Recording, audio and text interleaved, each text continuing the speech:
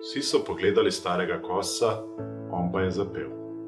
Če bi rad dolgo živel, postarati se ne bi smel, ker star ptič pozabi vse, odkud prišel je in kam gre, da po nebu letal je, pozabi, da se kljunčkal je, pozabi, da je bil vesel in da rad je žvrgolel. Če bi dolgo živel rad, zato le ostani mlad. Zabavaj ti se noč in dan, bodi vedno nasmejan, radoveden, radoživ, ptič otroči, nagajiv.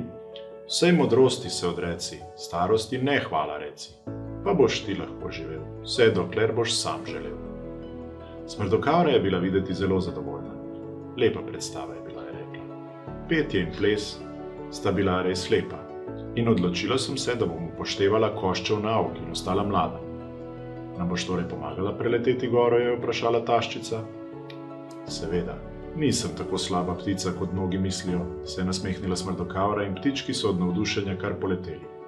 Tako veselo so žvrgoleli in tako divje mahali s krili, da nihče ni opazil, da so v zraku tudi 4 mladički, ki so jih taščičino petje, vodomčev ples in starčeve rime povzdignili visoko nad gnezdo.